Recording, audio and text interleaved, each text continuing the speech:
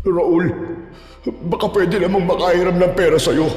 May sakit lang talaga ang anak ko si Nene. Inaapoy ng lagnat kagabi pa eh. Talaga lang wala magpautang sa akin eh. Pero huwag ka mag-alala. Babayaran din kagad kita bukas. Naku, Mang Raul. May utang pa nga po kayo sa akin eh. 2 linggo na po yun pero hanggang ngayon, hindi niyo pa rin po nababayaran. Kaya tigilan niyo na nga po ako. Lumang style na po yan eh. Isa pa yan din ang dahilan niyo sa akin nung umutang kayo ng pera eh. Tapos nalaman ko, ipinang-inom niyo lang pala ng alak.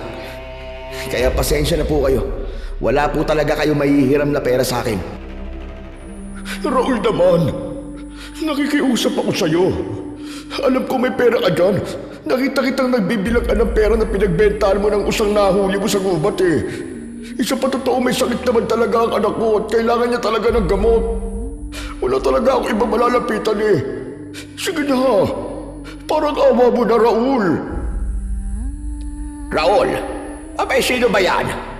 Tatang Wando, mabuti po't narito kayo. Baka naman po pwedeng makautang sa inyo kahit 500 piso lamang. Parang awa niyo na po. Pabili ko lang po ng gamot ni Nene. Ay, dako Barok. Ano naman ang ipapautang ko sa iyo, Aber?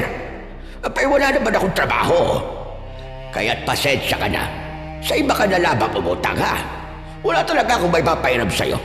Kung sana'y inuna mo lang ang gamot ng anak mo kaysa sa alak at sugal mo, di sana ay di ka naghihiram ng pera ngayon. O kita nyo na yan? Ipinang-inom niyo lang po pala ang perang hiniram niyo sa akin kahapon eh. Aba, ang sabi niyo pambili rin po ng gamot ng asawa niyo yun. Ngayon naman may sakit ang anak niyo. Sino po kaya ang susunod yung idadahilan para makapangutang kayo? Sige nga. Kaya pasensya na po talaga kayo, Mang Barok. Hindi na po ako magpapairam sa inyo. Bayaran niyo na lang po muna yung inutang niyo sa akin. Saka ko po kayo mapapairam ng pera. Pero kaya nga ako nangungutang eh.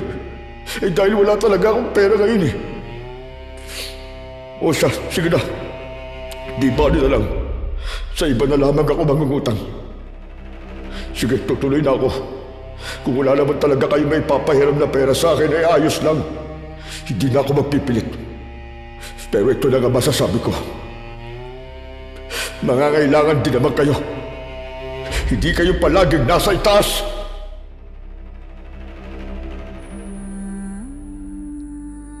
Magpautang ka o hindi, may magagalit sa'yo. At kapag naningil ka naman ng utang nila, sila pa ang galit sa'yo. Magandang araw po sa inyo. Pati na rin sa mga giliw yung tagapakinig. Ang kwentong ibabahagi ko ay naganap taong 1990 sa probinsya ng Aklan. Nagsimula ang nakakakilabot kong karanasan nang hindi po ako nagpautang sa isang tao. Dito ko na nga rin po nakilala ang isang biyudang magsasaka na tumulong sa akin noon upang lubusan niyong maunawaan ang aking istorya. Tawagin niyo na lamang po ako sa pangalang Raul. At ito ang aking kwento.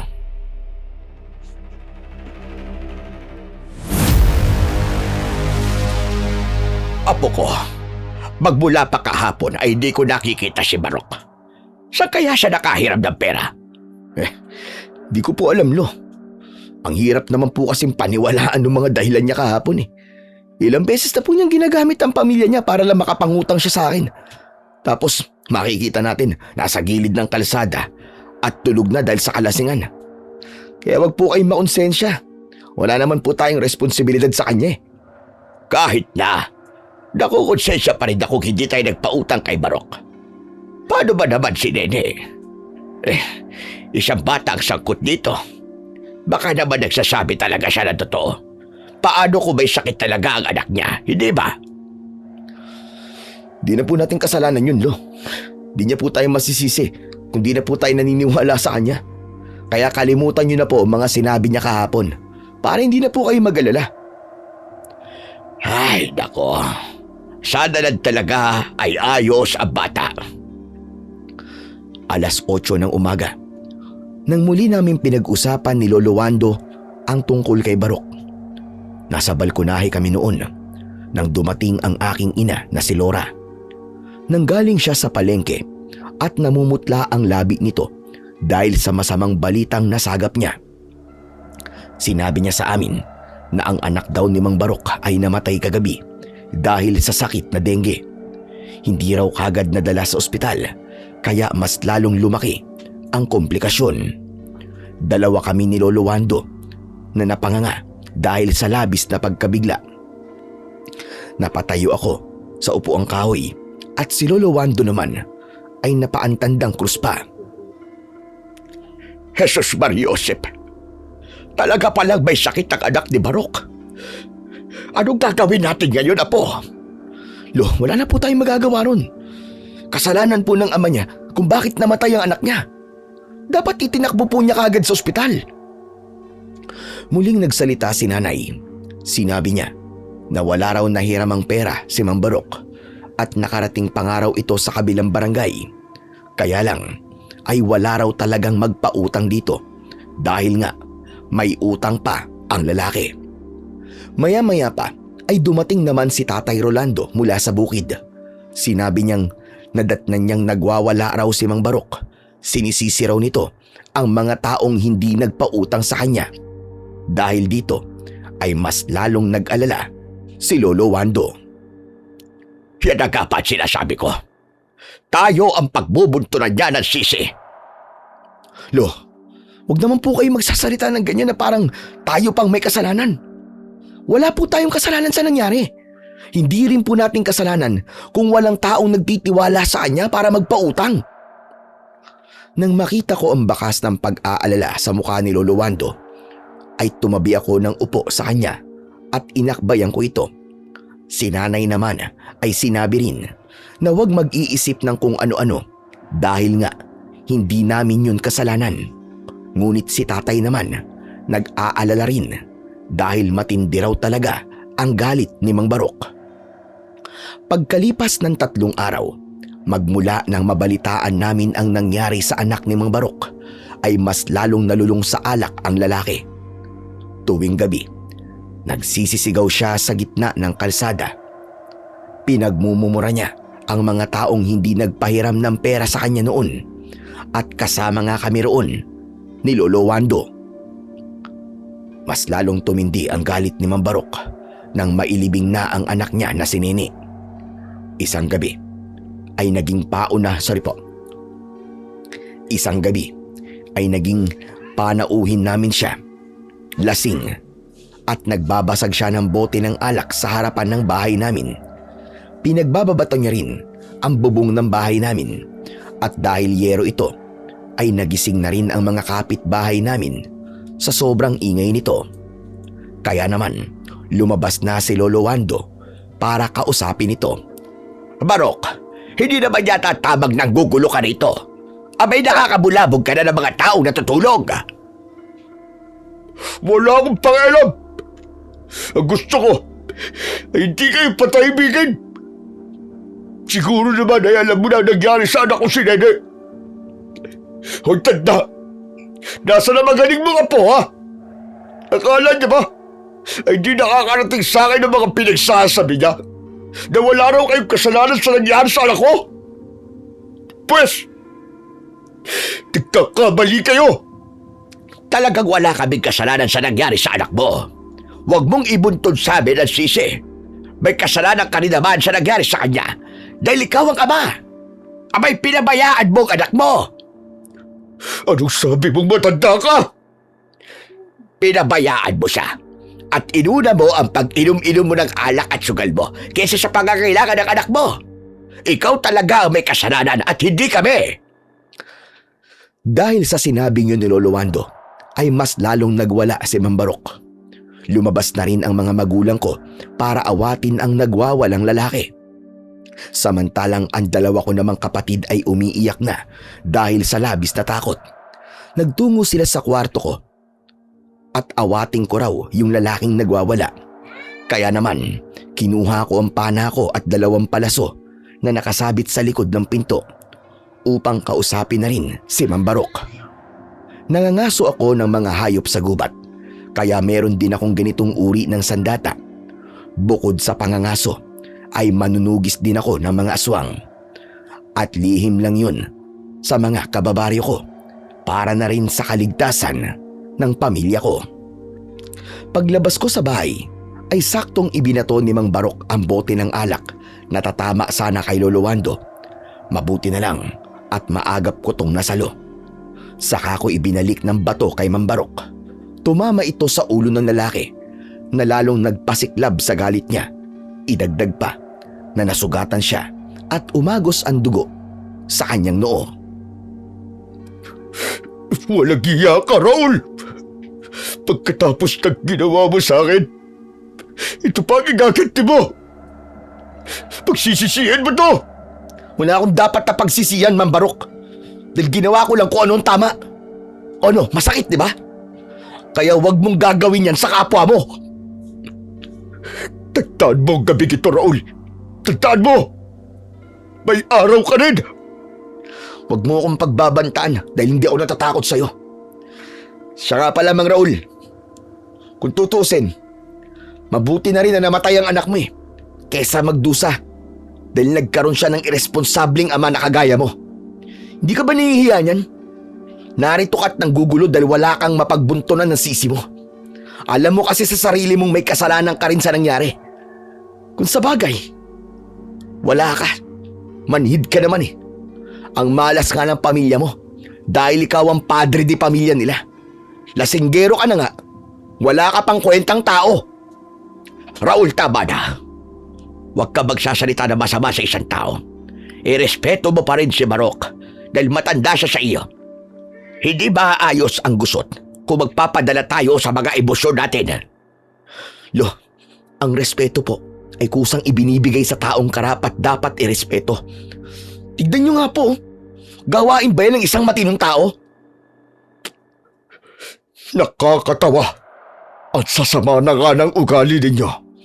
Nagpapanggap pa kayong may respeto. Walang ya. Hindi ko sukat akalain na ganyan pala mga kagaya nyo na masyado mataas ang tingin sa sarili nyo. Nakakaangat lang kayo ng konti sa lupa. Ayaw nyo nang bumaba. Ito ang tatandaan nyo. Babagsak din kayo. At kapag nangyari yun, ipagtitiri ko pa kayo ng kandila. Ikaw ang ipagtitiri ko ng kandila kapag hindi ka pa umalis dito. Alalahanin mo, nasa loob ka ng bakuran namin. Kaya kung ibabaong ko sa iyo ang palasokon to, madali nang gumawa ng paraan para ikaw ang lumabas na masama rito. Ano? Aalis ka ba o hindi? Nang itaas ko ang pana ko at itinutok ko ang palasok ko kay Mang Barok, nagunahan na ang mga magulang ko sa pag-awat sa akin. Kilala nila ako. Kapag nagsalita ako at nagbanta sa isang tao, ay ginagawa ko talaga. Kaya naman, si Lolo Wando na ang nakiusap kay Mang Barok na lumabas na lang sa bakuran namin. Nang hindi ito umalis, ay ipinagtulakan siya ni Lolo Wando dahil nga nagmamatigas pa rin si Mang Barok at panay ang pagmumura niya. Tuluyang naubos ang pasensya ng mga kapitbahay ko at kinuyog talaga nila si Mang Barok. Pinagbababato ng mga tao ang lalaki hanggang sa ito ay mapahandusay na sa lupa. Inawat lang ang mga magulang ko ang mga tao kaya sila tumigil. Ako naman, ibinaba ko na ang pana ko at tahimik akong pumasok sa loob ng kwarto ko para naman balikan ang mga kapatid ko. Isinabit ko muna ang pana sa likod ng pinto at hinintay kong mawala ang kaguluhan sa labas. Ayon pa nga sa narinig ko sa mga tao, ay halos gumapang na raw sa lupa ang lalaki paalis sa tapat ng bahay namin. Sa isip ko, mabuti na rin yung nangyari dahil ilang gabi na rin siyang nanggugulo sa amin. Kaya hindi ko rin masisisi ang mga kapitbahay ko. Gab, Nelia, huwag na kayo matakot ha. Nakaalis na yung lalaking nanggugulo sa atin. Hala, sige na. Matulog na kayong dalawa. Sa katre ko na pinahiga ang mga kapatid ko at hinintay ko silang makatulog. Pagkatapos nga ng insidenteng yon, hindi na siya nanggulpa sa amin. Nabalitaan na lang namin na umalis na rin ang asawa ni Mang Barok na si Aling Susan. Iniwan niya ang asawa dahil sa mga utang nito at hindi na yun kinaya ng ginang. Kaya nagpasya na ang babae na hiwalayan na lamang si Mang Barok. Ang mga tao naman na pinagkakautangan ni Mang Barok, isa-isang kinuha ang mga gamit niya sa bahay upang yon ang gamiting kabayaran sa pagkakautang nito sa kanila. Isang gabi, nangaso ako ng mga hayop sa gubat dahil may taong umorder sa akin ng 2 usa. Ngunit mailap ang mga ito, kaya baboy ramo lang ang nahuli ko. Hindi ko na malayang nakarating na pala ako sa Karatig Baryo, at dahil maliwanag ang sikat ng buwan, ay malinaw kong nakikita ang kapaligiran. Ayos, tiba-tiba na naman ako sa isang to. Teka, alas 11 na pala ng gabi. Kailangan ko nang bumalik sa bahay para maitali ko na maayos ang baboy ramong to. Malayo pa naman ang lugar na to sa baryo namin. Teka, kanino kayang kubo nakatayo sa gitna ng malawak na palayang yun? Grabe ang mga bunga ng palay. Halos lumapat sa lupa. Ang galing naman ng magsasakang nag-alaga sa mga yun. Nang binuhat ko ang baboy ramo at isinampay ko sa balikat ko, narinig ko ang napakagandang tunog mula sa instrumentong plauta. Gumaan ang pakiramdam ko na para bang may kakaibang enerhiya ang bumalot sa aking katawan. Tila konektado ang tunog nito sa aking suot na mutya ng ipo-ipong hangin. Ang mutya ng ipo-ipong hangin ay pinaniniwalaang nagmula sa gitna ng isang buhawi o alimpuyo. Sa mga pamahiin at kwentong bayan, sinasabing nagbibigay ito ng kakaibang liksi, lakas at pangkalahatang proteksyon laban sa mga masasamang elemento. Dahil sinasabing konektado ito sa kapangyarihan ng ihip at lakas ng hangin. Ipinagkaloob ito sa akin ni Lolo Waldo magmula nang maging manunugis ako ng mga aswang. Matagal ko na itong suot, ngunit ngayon ko lang ito naramdaman. Para sa akin ay ito ang nagbibigay ng swerte, kung kaya't madalas akong nakakahuli ng mga hayop sa gubat. Pero ng gabing yon, kakaiba talaga ang naramdaman ko. Ano kaya ang meron sa instrumentong yun? Bakit kaya parang konektado siya sa mutya ko? Ngayon lang to nangyari sa akin Pero di bale, kapag nagkaroon ako ng pagkakataon, aalamin ko kung sino ang taong nakatira sa kubong yun at kung sino ang madalas na nagpapatunog ng plauta. Nang maiayos ko ang buhat kong baboy ramo sa balikat ko, pati na ang pana ay nagsimula na akong maglakad. Tinahak ko na ang daan pabalik sa bahay habang masaya ang aking anyo. Ngunit ang tuwang nararamdaman ko ay mabilis na nawala. Napalitan ito ng pagtataka nang makita ko sa bahay ang maraming tao. May mga tanod, may mga taong nagbubulungan, at may mga taong sumusuka pa nga sa gilid ng bakuran namin. Nangyari yun pagkagaling nila sa loob ng bahay namin, at sa gilid naman ng kalsada ay nakita kong may nakahintong pulis. Parang binabayo ng maso ang dibdib ko dahil sa pag-aalala. Agad kong ibinaba ang katawan ng baboy ramo, saka ako mabilis na tumakbo papunta sa bahay. Hinawi ko ang mga tao sa pintuan at tumambad sa paningin ko ang nakagigimbal na itsura ng pamilya ko. Ano nangyari rito? Sino may gawa nito sa kanila? Hindi. Hindi totoo to. Panaginip lang to. Magsalita kayo. Magsalita kayo. Panaginip lang to, di ba? Hindi pa sila patay. Walang sumagot sa tanong ko. Lahat sila ay nakikiramay raw sa nangyari sa pamilya ko. Ang mga magulang ko ay nakahandusay sa sahig na gawa sa tabla. Wakwak ang kanilang tiyan. Nakaluwa ang kanilang mga lamang loob at butas ang dibdib nila na halatang dinukot ang kanilang puso. Ang kanilang dugo nagkalat din sa sahig. Wala na silang buhay at bakas sa mukha nila ang labis na paghihirap mula sa nilalang na pumatay sa kanila. Pasintabi po sa mga kumakain ngayon, ngunit ito po talaga ang nadatnan kong itsura ng aking mga magulang. Ang mga kapatid ko! Nasaan sila? Nasaan ang mga kapatid ko? Nasaan sila? Nagtungo ko sa silid nila pero wala sila roon. Kaya pumasok ako sa kwarto ko at doon ay tumambad sa akin ang malala na sinapit nila. Wakwak rin ang kanilang tiyan at halos magkapira-piraso ang ilang bahagi ng kanilang katawan na para bang pinag-agawan pa sila ng mga nilalang na umatake sa kanila. Para akong mababaliw ng mga oras na yun. Saka ko naman naalala si Lolo Wando. Hinanap ko siya sa ilang sulok ng bahay, ngunit wala siya. Ang lolo ko! Ang lolo Wando ko! Nasaan siya? Nasaan si Lolo? Halos hindi ako makahinga sa mga nangyari sa pamilya ko. Lalo pa at hindi ko rin mahanap si Lolo Wando. Maya-maya pa ay lumapit sa akin ang isang tanod. Siya si Arnel at sinabi niyang siya ang nakakita sa mga nilalang na pumatay sa pamilya ko. Dala ng bugso ng damdamin ko. Dinakot ko kagad ang damit niya para sabihin niya kagad sa akin kung anong uri ng nilalang ang pumatay sa aking pamilya. Sino pumatay sa kanila, Arnel? Sino? Sabihin mo! Agad na sumagot sa akin si Arnel at sinabi niyang ang nakita niya raw ay mga nilalang na may wangis na kalahating tao at kalahating kambing. Ayon daw kay Kapitan, sila raw ang mga aswang na kung tawagin ay ugima.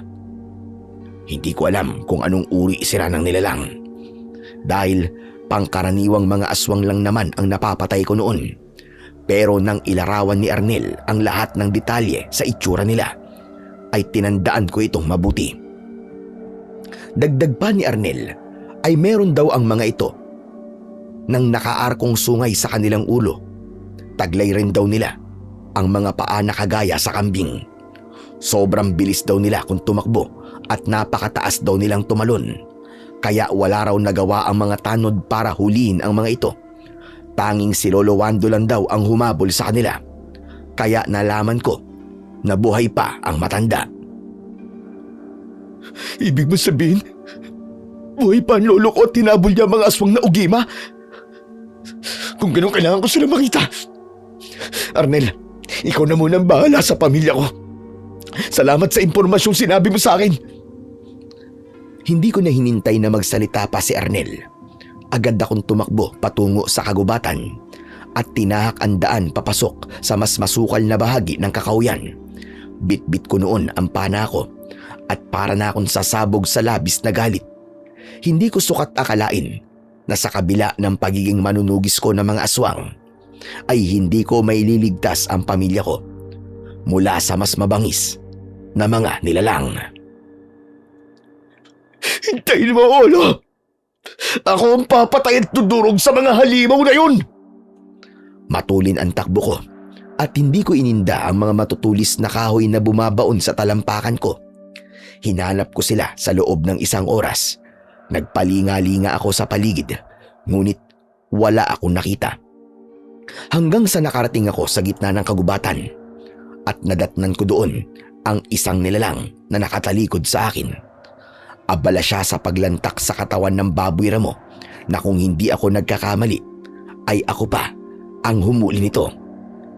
Itinapon ko ito kanina at dinala naman ng aswang sa gitna ng kagubatan. Agad kong itinutok sa kanya ang palaso ko at kinuha ko ang atensyon niya. Kaya naman, dahan-dahan siyang tumayo at humarap sa akin. Walang niya ka! Nasaan ang mga kasama mo? Pagbabayaran niyo ang ginawa niyong pagpatay sa buong pamilya ko! Ano? Nasaan si Lolo Wando? Ilabas mo siya dahil kung hindi, ibabaon ko sa iyong palasong hawak ko! Sumagot ka, hayop ka! Sa kabila ng nakakakilabot niyang itsura, tila ba nakita ko ang pagbakas ng pagtataka sa anyo niya. Pinagmasdan niyang mabuti ang nanginginig kong mga kamay habang nakatutok sa kanya ang palaso ko. Hindi natinag ang nilalang. Nakatitig lang siya sa akin na para bang hindi niya alam kung ano ang sinasabi ko. Kaya naman, nagsalita ako ulit. Hindi ko na uulitin ang tanong ko. Nasaan si Lolo? Saan mo siya dinala? Ilabas mo siya! Dahil hindi pa rin siya sumagot sa tanong ko, naubos ang pasensya ko at agad ko siyang pinatamaan ng palaso sa dibdib niya. Kaya naman, napaatras siya ng hakbang at napaangil ng malakas. Nakakakilabot ang tunog nun na masakit sa pandinig. Kasunod nito, naparalisa ang buong katawan ko. Para bang may malakas na puwersang bumalot sa akin kaya hindi ako makagalaw. Napaluhod ako sa lupa.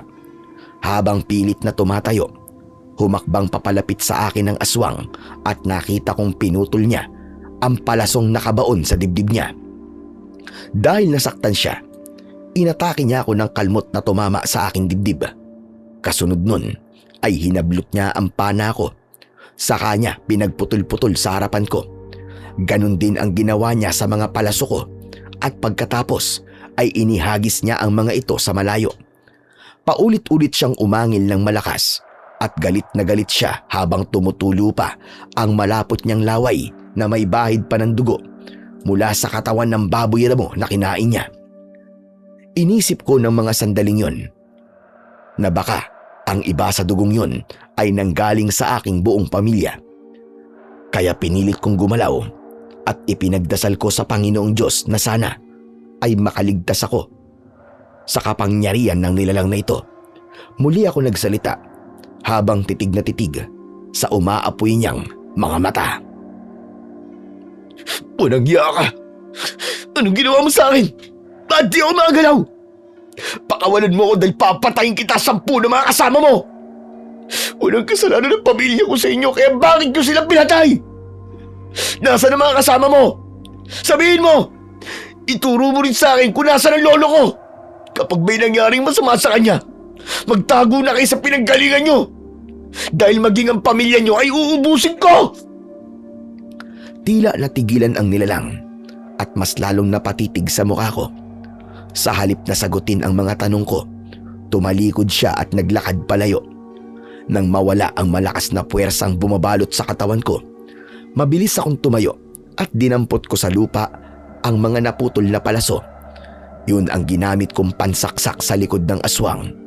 Napaatungal naman ito nang bumaon ang talim nito sa laman niya. Hayop ka! Mamatay ka na! Agad siyang humarap sa akin at 2 magkakasunod na suntok niya ang tumama sa aking sikmura. Bumagsak ako sa lupa kaya nakita kong pilit niyang inaabot ang palasong nakabaon sa likod niya. Muli siyang umangil ng malakas, kasunod ng mahigpit na puwersang bumalot sa aking katawan. Hindi ako makagalaw na para bang may hindi nakikitang lubid na nakagapos sa buong katawan ko. Bumuelo ang aswang at malakas niya akong sinipa na tumama naman sa aking dibdib. Bumalandra ang katawan ko sa katawan ng puno. Nang bumagsak ako sa lupa, ay itinayo niya ako at ibinalibag niya ako sa lupa, kasabay ng pagsambit niya ng kakaibang orasyon na lalong nagpahirap sa aking paghinga. Ano ginagawa mo? Bakit may ganyang kakapangyarihan? Pagkatapos niya akong maibalibag sa lupa, ay itinayo niya ulit ako. Binitiwan niya ako na para bang kontrolado niya ako. Ramdam na ramdam ko noon ang masakit na suntok na tumama sa aking katawan. Saka siya kumalma at pinabayaan ako habang nakatutok ang atensyon ko sa nilalang na handa na sanang umalis ng mga sandaling yon. Bigla ko namang naramdaman ang matulis na mga kuko na bumaon sa likod ko. Kaya napasigaw ako na malakas dahil sa labis na sakit. Agad namang napalingon sa gawi ko ang nilalang na nasa harapan ko at tumakbo siya ng mabilis palapit sa kinaroroonan ko. Mabilis niyang inatake ng sipa ang aswang na bagong dating at silang 2 ang nagpambuno. Ako naman ay agad na napaluhod sa lupa. Ramdam ko ang pag-agos ng mainit na likido mula sa sugat ko sa aking likod. Ang likod ko! Tulog! Tulungan niyo ako!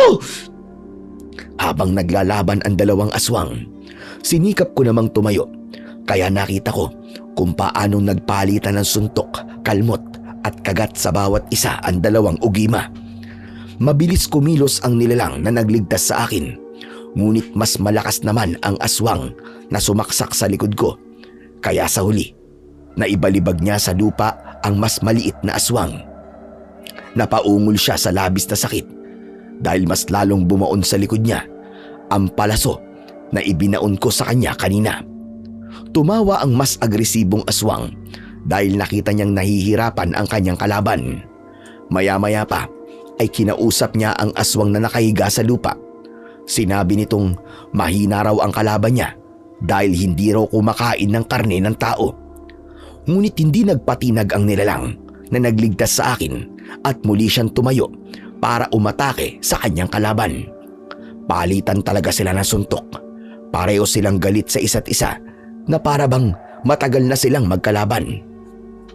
Hindi ko maintindihan ang mga nangyayari sa paligid ko, pero iisa lang ang malinaw sa akin. Pareho silang aswang na may kinalaman sa pagkamatay ng pamilya ko. Kaya naman, naghanap ako ng kahoy na magagamit laban sa kanila. Kailangan kong makakita ng kahoy. Ayun. May putol na palaso rito. Tamang-tama ito sa aswang na sumaksak sa likod ko. Aray, sobrang hapdi talaga ng sugat ko. Kaya naman, ikaw ang unang pupuntiryahin ko, hayop ka. Katapusan mo na! Gamit ang pinulot kong palaso, ay sinugod ko ang nakatalikod na aswang na panay pa rin ang suntok sa nilalang na tumulong sa akin. Ngunit naunahan niya ako dahil malakas siyang sumigaw. Kagaya ng nauna, meron din itong kapangyarihan na kayang paralisahin ang buong katawan ko. Nabitin sa ere ang kamay kong may hawak sa palaso at sa pagkakataong yun, tila walang silbi ang suot kong mutya ng ipo-ipong hangin. Habang nakatayo ako at hindi makagalaw, silang dalawa naman ay tuloy sa bakbakan. Sa isang iglap, natalo ng malaking aswang ang nilalang na tumulong sa akin. Dumating din ang mga alagad nito para sana atakihin ang aswang na tumulong sa akin. Kaya't nag-alala ko at kinausap ko siya. Lumaban ka! Huwag ka magpatalo sa kanila! Umalingaw-ngaw ang tawa ng aswang at nilapitan niya ako. Ako naman ang pinagkakakalmot niya sa katawan at ibinaon niya sa tiyan ko ang mahahaba niyang mga kuko. Napaubo ko dahil sa labis na sakit. Kaya nakita ko kung paanong bumangon ang isa pang aswang para iligtas ako. Agad niyang sinuntok at kinalmot ang likod ng aswang na sumaksak sa akin. Bumagsak ito sa lupa, ngunit mabilis ding nakabangon. Pero bago yun, nailayo niya na agad ako mula sa aswang na ugima. Sa kanya muling sinugod ang masamang aswang, habang ang mga alagad nito ay hindi makalapit sa kanilang dalawa. Mula sa aking harapan ay muli silang naglaban, ngunit natalo ang nilalang na tumulong sa akin. Tagtad siya ng sugat at saksak sa kanyang katawan, kaya bumagsak siya sa lupa habang nangihina. Maya-maya pa ay hinawakan nito ang kanyang kwintas. Saka ko lang napansin na may palawit pala itong plauta. Mabilis niyang inihipan ang instrumentong yon at lumikha ito ng pamilyar na tunog. Napansin kong nagsipag-atrasan ang mga kalaban. Umaangil sila habang tinatakluban ng palad nila ang kanilang mga tenga na para bang nasasaktan sila sa tunog na nagmumula sa plauta. Ganun na lamang ang pagtataka ko nang sabay-sabay silang kumaripas ng takbo palayo sa lugar na yon. Naramdaman ko naman ang pag-iinit ng aking suot na mutya ng ipo-ipong hangin na para bang konektado ito sa tunog ng plauta. Nang mawala ang mga nilalang sa harapan namin, saka bumangon ang aswang at binuhat niya ako. May tama ka. Malalim ang mga sugat mo. Sige na, ibaba mo na lang ako kung nahihirapan ka. Tsaka, bakit mo ba ako tinulungan? Hindi siya nagsalita. Sa halip, diretso lamang siya sa pagtakbo. Inilayo niya ako sa lugar na yon At kahit nakikita kong bumubulwak at tumatagas ang dugo niya sa lupa, hindi siya nagdalawang isip na iligtas ako. Kaya naman, nakonsensya ako sa ginawa ko sa kanya. Patawarin mo ako sa nagawa ko sa iyo kanina. Umungol ito ng mahina bilang tugon sa sinabi ko sa kanya. Pagkatapos ay lumingali nga siya sa paligid na para bang naghahanap siya ng ligtas na lugar na pagdadalhan niya sa akin. Sa paghakbang niya ulit, napaluhod siya sa lupa habang nanghihina at nanginginig ang kanyang katawan. Pilit niya akong binubuhat, subalit marami ng dugo ang nawala sa kanya. Kaya't bumagsak siya sa lupa kasama ako at napaigik ako sa labis na sakit dahil tumama ang sugat ko sa bato. Tuluyang hindi kinaya ng nilalang ang labis na pagod at pananakit ng kanyang mga sugat. Hindi na siya nakabangon, kaya't mabilis ko siyang nilapitan. Sinubukan kong takluban ng palad ko ang malalalim niyang sugat sa tiyan at dibdib dahil maraming dugo ang lumalabas mula roon. Nanlalabo na din noon ang paningin ko na para bang may lason ang sugat ko. Hindi ka mamamatay. Lakasan mo lang ang loob mo. Makakaligtas ka rito. Parang awa mo na, huwag kang mamamatay. Ikaw lang ang makakatulong sa akin para mahanap ang lolo Waldo ko. Huwag kang mamamatay. Umiling ang aswang at nagsalita. Sinabi niyang hindi niya alam ang sinasabi ko. Tanging ang kasalanan lang daw niya ay kinuha niya ang nahuli kong baboy ramo. Nagkamali ako ng pagpaparatang sa kanya. Kaya humingi ako ulit ng tawad sa kanya. Nang makita kong nahihirapan siya sa paghinga, ay kinausap ko siya. Patawarin mo ako. Hindi ko alam na naiiba ka pala sa kanila. Kaya naman lumabang ka, parang awa mo na kapag may nangyaring masama sa'yo, habang buhay kong sisisihin ang sarili ko. Sumagot ka. Magsalita ka, nakikiusap ako. Umiling ito habang paisa-isa ang kanyang hinga. At sa natitira niyang lakas, hinablot niya ang kanyang kwintas at iniabot niya ito sa akin. Mahigpit niyang hinawakan ang kamay ko at muli siyang nagsalita. Sinabi niya, ingatan ko raw ang mahiwagang plauta dahil ito raw ang makakatulong sa akin upang mapatay ko ang mga kalahi niya. Nakita raw niya ang suot kong mutya, kaya karapat dapat daw ako na mag-ingat sa plauta niya. Kung ano man daw ang ginawa ng mga kalahi niya sa pamilya ko, ay wala raw siyang kinalaman doon. Ngunit tama lang daw sa kanya ang mamatay. Dahil ang kasalanan daw ng isa ay nararapat lang na pagbayaran ng buong ang kanya.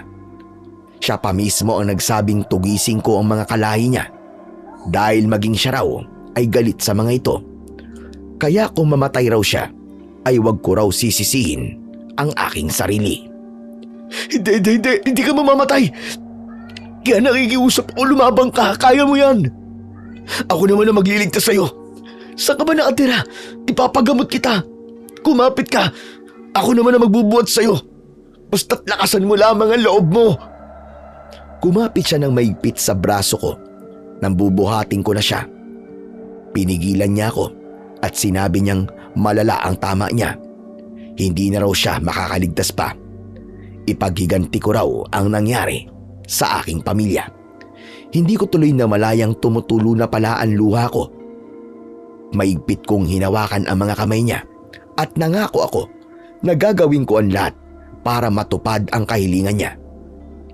Sinabi niyang agad akong maghanap ng manggagamot para daw matulungan ako at matanggal ang lason sa mga sugat ko. Kapag hindi ko raw yun nagawa, ay mamamatay din ako. Maya-maya pa, ay huminga siya ng malalim. Kasunod nun, ay bumagsak na sa lupa ang kanyang mga kamay. Indikasyon na binawian na siya ng buhay. At kahit hindi ko siya kilala, bigla kong nakaramdam ng awa para sa kanya. Sa isang iglap ay nagbago ang itsura nito. Naging isang lalaki na may balbas at bigote, ngunit maamo ang kanyang muka. Nang tumayo ako, biglang umikot ang paligid ko palatandaan na umiepekto na ang lason sa katawan ko. Sinikap kong makapaglakad palayo sa lugar na yon. Kahit pasuray-suray ako, iniwang ko siya na nakahandusay sa lupa hanggang sa nakarating ako sa malawak na palayan. Nakita ko ang kubo na madalas kong nakikita noon kapag nangangaso ako sa gubat. Sa kabila ng paisa-isa kong hininga, ay pilit akong naglakad palapit doon. Ngunit hindi na kinaya ng aking katawan ang lason, kaya't bumagsak ako sa gitna ng palayan. Unti-unting nanlabo ang paningin ko at bago ako nawalan ng malay, inihipan ko muna ang plauta saka humingi ng tulong. Pagkatapos nun ay tuluyan ng dumilim ang paningin ko. Samantala, habang wala akong malay sa gitna ng palayan, isang magandang babae pala ang lumabas mula sa kubo at sinundan ang tunog ng plauta. Ngunit naglaho na ang tunog nito kaya nakarating siya sa gitna ng kagubatan. Paeng! Paeng, nasan ka? Diyos ko, narinig ko pa lang ang tunog ng plauta niya kanina. Paeng! Paeng, nasan ka? Siya naman si Amara, isang albularyang magsasaka. Tahimik na namumuhay kasama ang kanyang asawa at anak na si Estoy. Ang tunog ng plauta ang nagsisilbing hudyat ni Paeng kapag nalalagay ito sa panganib. Kaya naman, nag-alala siyang tumakbo patungo sa kagubatan. Malalaki ang hakbang ng kanyang mga paa nang hanapin niya ang asawa niyang si Paeng. Paeng! Paeng, nasan ka? Paeng!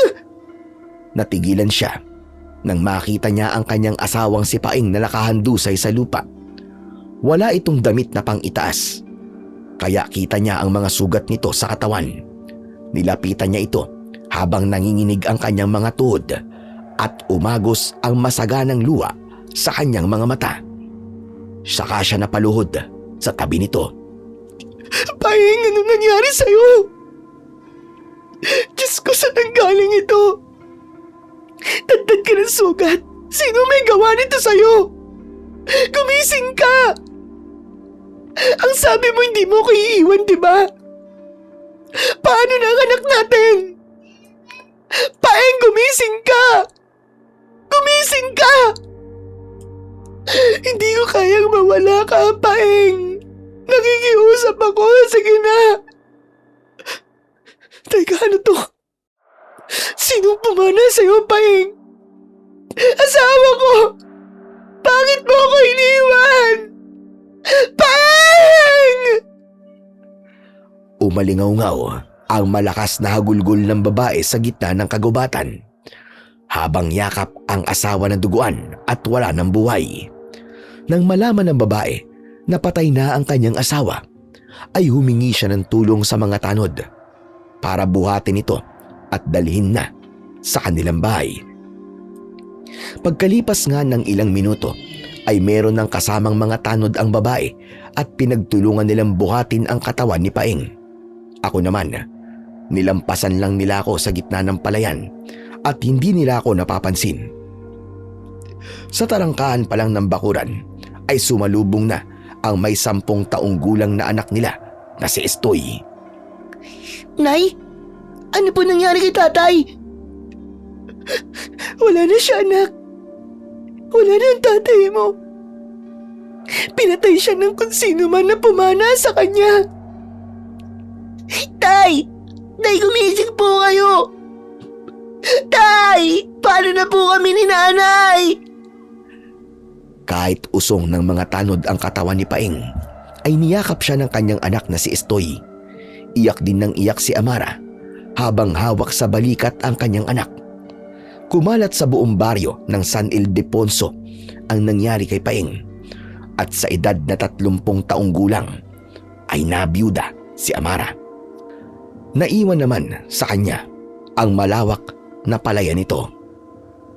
Samantala, pagkatapos na asikasuhin ni Amara ang burol ni Paeng, ay hindi niya namalayang lumabas sa bahay si Estoy.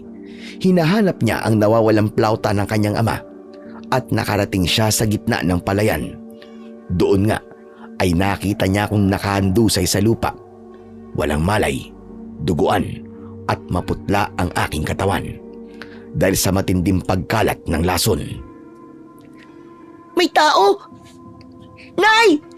Nanay, may tao po rito! Nay! Agad na tumakbo ang bata papunta sa bahay nila. Pagbalik niya ay kasama niya na si Amara. Agad siyang lumapit sa akin at hinawakan niya ang kamay ko.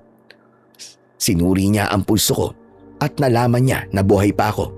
Mabuti na lang at walang tao noon sa lamay ng kanyang asawa.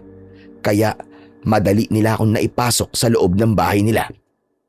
Itinago nila ako sa loob ng kanilang kwarto dahil wala silang balak na ipaalam sa mga tao ang tungkol sa akin. Habang wala akong malay at nakahiga sa katre, hindi naman malaman ng mag-ina ang kanilang gagawin kung paano ako maililigtas. Nay, sino po siya? Patay na po ba siya, Nay? Hindi pa, anak. Ngunit mahina ng pulso niya dahil sa lason na kumalat sa kanyang buong katawan at umabot pa hanggang sa kanyang utak.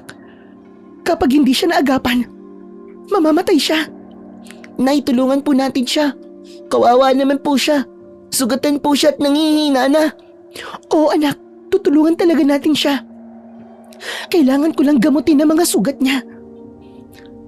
Habang sinusuri ng bata ang kamay ko, ay nakita niya bigla ang plauta ng kanyang ama na agad naman niyang sinabi sa kanyang ina.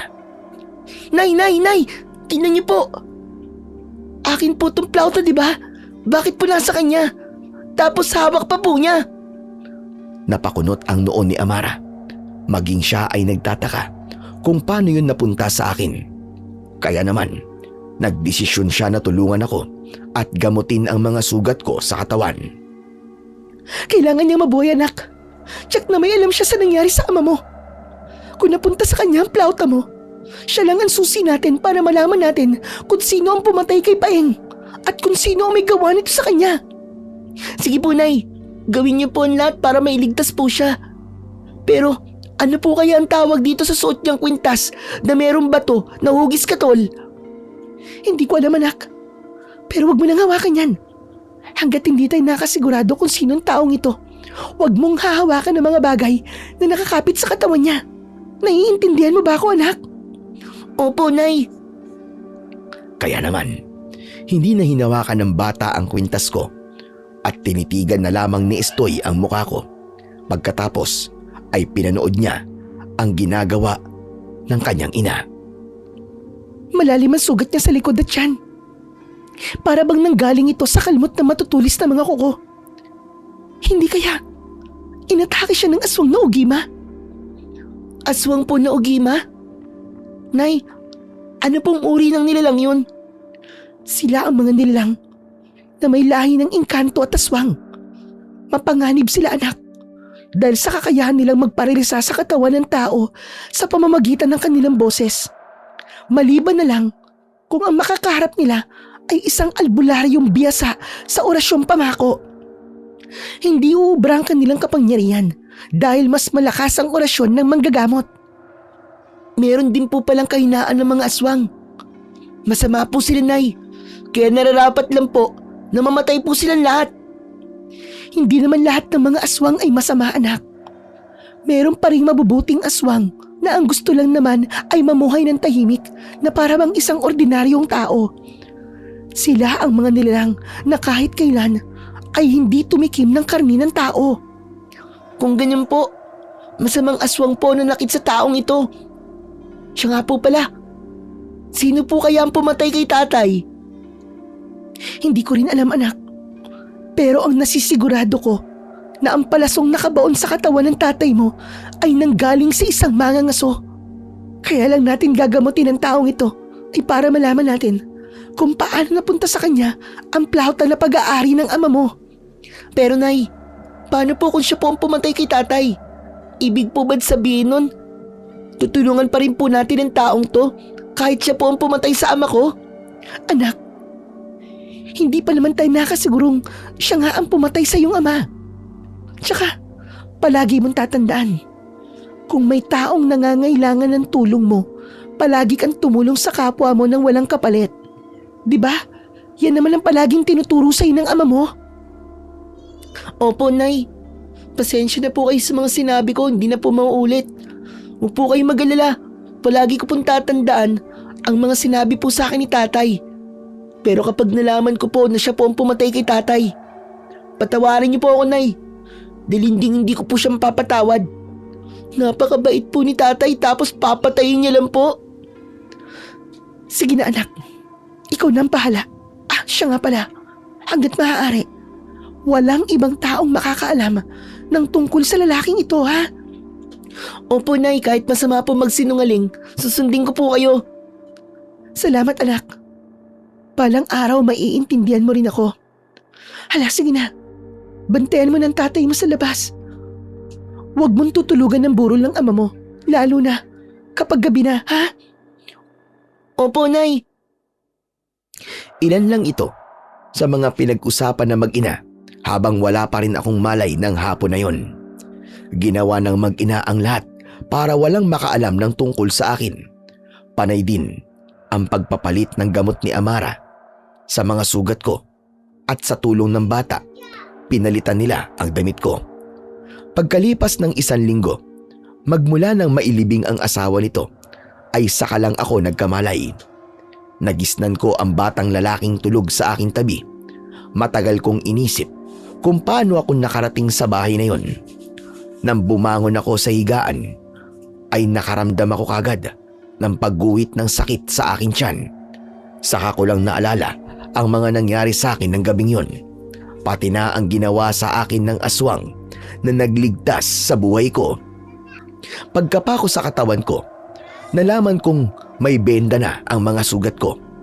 Hinanap ko ang plauta at nakita kong nasa leeg na yun ng bata.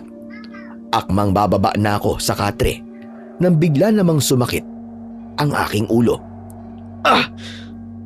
Sakit ng ulo ko. Parang mabibiyak ang ulo ko. Dahil sa pagdaing ko, naalimpungatan ng bata at agad siyang bumangon sa katre. Nagulat ito at napalayo sa aking tabi, sabay tawag sa kanyang ina. Nay! Nay, halika kayo rito! Nay! Ano ba nangyayari sa'yo? At nagsisisigaw ka dyan? Natigilan ang magandang babae nang makita niyang nakaupo ako sa katre at hawak ang aking ulo. Agad niyang isinarado ang pinto at mabilis na lumapit sa akin. Kumusta ang pakiramdam mo? Salamat naman at nagkamalay ka na. Sino ka? Sino kayo? Ako si Amara. At siya naman ang anak kong si Estoy. Nasaan ako? Nandito ka sa bahay namin. Nay, bakit marami po siyang tanong? Dapat po magpasalamat po muna siya sa atin kasi ginamot niyo po siya. Anak, natural lang na magtanong siya na magtanong dahil nasa ibang lugar siya. Pasensya na kayo.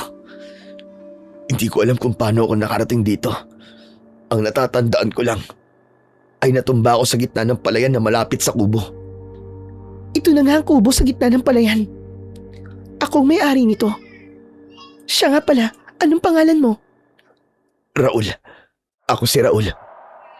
Tagasang ka? Nakatira ako sa baryo ng Santa Catalina. Naku, paano ka nakarating dito? Ang layo ng lugar na to sa baryo nyo Dahil nandito ka sa baryo ng San Ildefonso. Napadpad ako rito dahil hinabol ko ang mga nilalang na pumatay sa buo kong pamilya.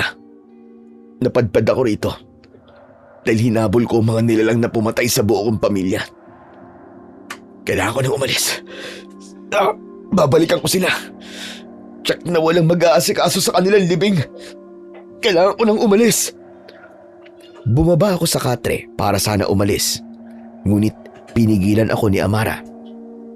Nang hindi ako nagpaawat, humarang ang babae sa pintuan habang nakadipa ang kanyang mga braso. Hindi ka maaaring umalis. Hindi ka pa masyado magaling. Kailangan ako ng pamilya ko. Kaya paraanin mo ako. Pero Kuya Raul, 1 linggo ka na pong malang malay rito sa bahay. Kaya't nasisiguro ko po na meron na pong taong nag-asikaso ng kanilang libing. Kaya naman kumalma po muna kayo. Hindi ako nakapagsalita at nangihina akong napaupo sa katre. 1 linggo na pala akong walang malay at hindi ko alam kung buhay pa ba si Lolo Wando. Maya-maya pa ay napahagulgol ako ng iyak at ikinuwento ko sa kanila ang nangyari sa pamilya ko, kung paano silang pinatay ng mga aswang na ugima. Pati na ang pagiging manunugis ko ng mga aswang ay ipinagtapat ko rin sa kanila. Matagal silang hindi nakapagsalita at bumakas ang galit sa kanilang muka. Anong nangyayari sa inyo? Bakit hindi kayo makapagsalita? Nang tumingin ako sa mukha ni Estoy, bigla kong naalala ang plauta. Tumayo ako at hinawakan ko ang palawit nito. Kaya lang bigla siyang hinila ni Amara. Matalim pa rin ang tingin niya sa akin at hindi ko alam kung bakit siya nagkakaganon. Layuan mo ang anak ko. Huwag mong hawakan ang plauta niya. Nang malaman kong pag-aari ng bata ang plautang ibinigay sa akin ng aswang, bigla kong naalala ang pamilyar na tunog nito na madalas kong naririnig sa kubong ito. Nagpalipat-lipat ang tingin ko sa mag-ina at saka ko lang napagtanto na sila marahil ang pamilya ng ugima na tumulong sa akin. Akmang lalapit ako sa kanila, ngunit mabilis na itinaas ni Amara ang kanyang kamay, sabay sambit sa orasyon. Naririnig ko rin yun kay Lolo Wando noon, kaya natitiyak kong isa rin siyang albularyang pamako. Ang albularyang pamako ay ang mga taong biyasa sa orasyong pamako. Ginagamit nila ito para iparalisa o ipako sa isang lugar ang kalaban nila upang hindi ito makalipad o makaalis. Matatalo lang ang kapangyarihan ng orasyong pamako kung pareho silang may alam sa orasyon. Kaya naman, kahit na anong gawin kong pagpupumiglas noon, ay hindi ako makakilos. Saka naman kumuha ng tig-isang itak ang mag-ina at itinutok nila ito sa akin. Sandali, uminahon muna kayo. Alam ko kung bakit kayo nagkakaganyan. Hintayin niyo muna ako magpaliwanag. Bakit ka pa magpapaliwanag? Sa'yo na rin nang galing na hinabol mo ang mga aswang na ugima na pumatay sa pamilya mo at nakita mo ang isang aswang at naglaban kayo. Kaya yan nangyari sa'yo. Malinaw na ikaw ang pumatay sa asawa ko, hayop ka. Patawarin ako ng Diyos. Pero hindi ko matatanggap na iniligtas ko ang taong pumatay sa aking asawa. Pakinggan niyo muna ako. Ibaba niyo muna ang itak niyo. Amara, tanggalin mo ang orasyon sa katawan ko, pakiusap. Hindi. Hindi ako magtitiwala sa'yo, walang yaka. Papatayin kita. Pinatay mo ang asawa ko. Hindi ako ang pumatay sa kanya, nagkakamali ka. Huwag ka na magsinungaling. Sapat na nalaman namin na isa kang manunugis ng mga aswang. Oo, aswang ang asawa ko. Ngunit hindi siya masama. Hindi niya dapat naranasan ang bagay na yun. Napakabuti niya para sa pitin niya yun. Hindi ko siya pinatay. Bakit ba ang kulit mo, Amara? Hindi ko kayo sasaktan. Iniligtas niyo ang buhay ko. Kagaya ng ginawa ng asawa mo sa akin. Kaya nga ibinigay niya sa akin ang plauta na yan eh. Alam kong mabuti siyang tao at aminado ako nagkamali ako sa kanya. Nangyari yun dahil sa labis na galit. Inubos ng mga aswang ang buong pamilya ko. 4 sila at nawawala pa ang lolo ko hanggang ngayon. Sige, Amara, kung ikaw ang nasa kalagayan ko, anong mararamdaman mo? Huwag niyo na subukan lokohin kami ni nanay. Pinatay mo ang tatay ko. Kaya dapat sa'yo, mamatay rin. Hindi ko inaasahan na ang batang si Estoy ay magagawa kong atakihin. Ngunit hindi lumapat ang itak niya sa katawan ko dahil parang may malakas na puwersang nagtulak sa kanya para bumalandra siya sa dingding.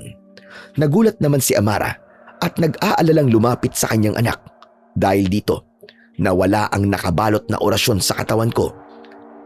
Kaya naman, nakahinga na ako ng maluwag at nangihinang napaupo sa katre. Anak, ayos ka lang ba? Patawarin mo ako kung nasaktan kita. Nay, bakit po nangyari yun sa akin? Dahil ang tatay mo isang ugima at ang nanay mo naman ay isang albularya. Nangangahulugan na may dugo kang aswang. Tumigil ka! Wala kang karapatang sabihin yan sa anak ko!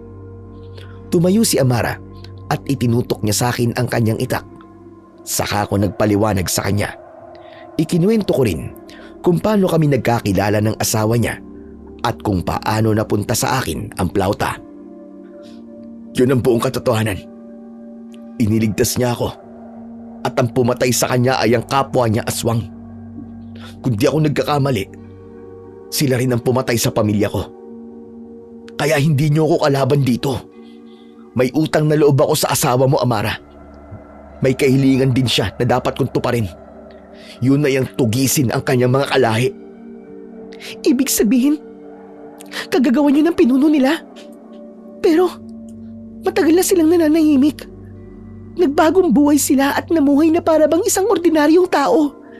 Bakit nagsisimula na naman sila sa paghasik nila ng lagim? Hindi ko alam, Amara. Basta ang alam ko, kailangan ko silang patayin. At ang plauta ng anak mo, magagamit ko raw yan laban sa mga aswang na ugima.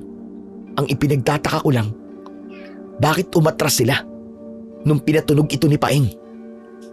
Dahil ang plauta na yan ay kontra sa kapangyarihan ng mga aswang na ugima. Sa oras na tumunog ito at marinig ng mga ugima, babalik sila sa kanilang anyo bilang tao. Kapag nangyari yun, mawawala pansamantala ang kanilang kapangyarihan. Kaya madali silang mapapatay. May isa pa akong napansin. Kapag naririnig ko ang tunog ng plauta, umiinit ang suot ko mutya. Ibig sabihin nun, ang tunog ng plauta ang bumubuhay sa kapangyarihan ng mutya mo. Kapag nangyari yun, lahat ng gagamitin mo para patayin ng mga ugima ay magkakaroon ng malabuhawing epekto sa katawan ng mga aswang. Dahil ang plauta ay may kakayahang magtawag ng hangin. Paano nangyari yun? Paanong ang mutya ko at ang plauta ni Paeng ay konektado? Hindi ko rin alam kung paano nangyari yon. Basta ang alam ko lang, ipinamana lang ito sa akin ng ama ko.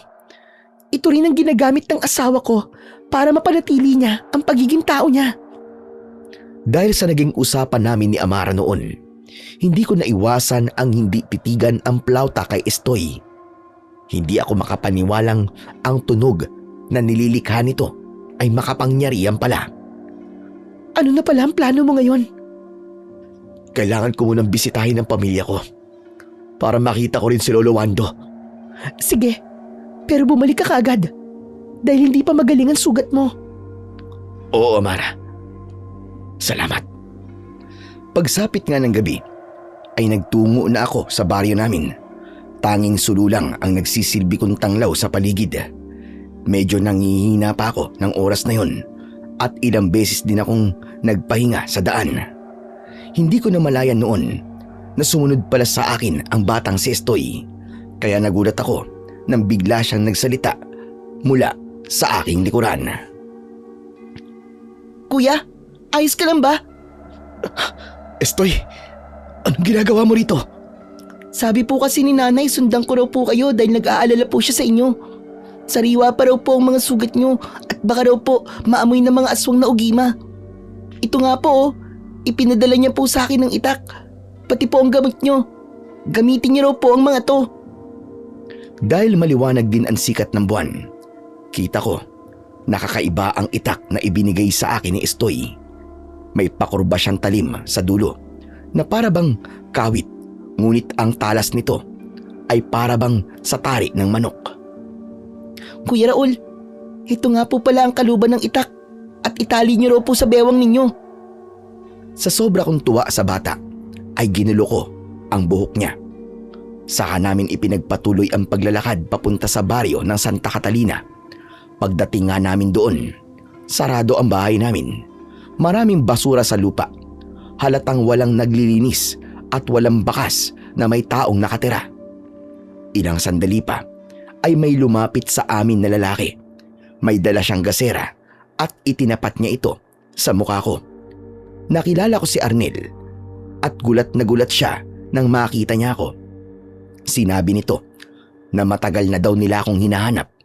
Sila na raw ang nagpalibing sa pamilya ko dahil maging si Lolo Wando raw ay hindi na rin nila nakita magmula nang hinabol nito ang mga aswang. Ibig sabihin hanggang ngayon, nawawala pa rin ang lolo ko? Tumango ang lalaki at sinabi rin niya na meron daw ilang mga aswang ang palaging umaaligid sa bahay namin. Dala ng takot ng mga tao, 6:00 pa lang daw ng gabi ay nasa loob na sila ng kanilang pamamahay. Magmula raw nang mamatay ang pamilya ko at nawala si Lolo Wando, ay marami na raw ang natatagpo ang patay sa baryo namin. Kuya Raul, ibig sabihin, nasa panganib pa rin po ang buhay ninyo. Sila ang malalagay sa panganib sa oras na makabawi ako ng lakas. Maya-maya pa ay nagmamadali na ang lalaki sa pag-alis dahil lumapit lang daw siya sa amin nang makita ang dala kong sulo. Umalis na raw kagad kami habang hindi pa bumabalik ang mga aswang na ugima. Sa kalagayan ko raw ay mahihirapan daw akong lumaban sa kanila. Kaya naman, hinawakan ni Estoy ang kamay ko at inaya niya na akong bumalik sa bahay nila. Tara na po Kuya Raul. Tama po ang sinabi ni Kuya Arnel. Umalis na po tayo rito. Nararamdaman ko po na may darating na mga aswang dito. Kung hindi lang sana sa kalagayan ng katawan ko, ngayon pa lang sisimulan ko ng pagtugi sa kanila. Ngunit kailangan ko muna magpagaling para mahanap ko si Lolo Wando. Nararamdaman ko na buhay pa siya. Tayo na, umalis na tayo rito. Agad nga kaming umalis sa lugar na yon at bumalik sa bahay ni na Amara at Estoy sa gitna ng palayan. Pagdating ko roon ay naghihintay ang babae at niyakap kagad ang anak dahil sa labis na pag-aalala. Ilang linggo kong namalagi sa bahay ng mag-ina at kapag merong nagtatanong kung sino ako, ang sinasabi nila ay kapatid ako ni Amara. Panganay sa akin ng 1 taon si Amara, kaya madaling naniwala ang mga tao, lalo pa at magkamukha rin kami. Pagsasaka ang hanap buhay ng biyudang si Amara at ako naman ang naging katulong niya sa pagtatrabaho sa bukid. Isang umaga, kinausap ako ni Amara. Raul, ang trabaho kong ito ay nakatulong sa akin upang mas mapanatili ko ang lakas ko. Gamitin mo yung itak na panggapas para mahasa ang kakayahan mo sa pagtataga. Isipin mo na ang mga palay ay ulo ng mga aswang na ugima. Sa ganitong paraan, nagiging bahagi na rin ito ng pagsasanay mo sa pakikipaglaban. Hala ka, Kuya Raul! Malupit po si nanay pagdating po sa pagtuturo sa pakikipaglaban, kaya mag-iingat po kayo. Para hindi niyo po maranasan ang 1, 2, 3 digulat niya.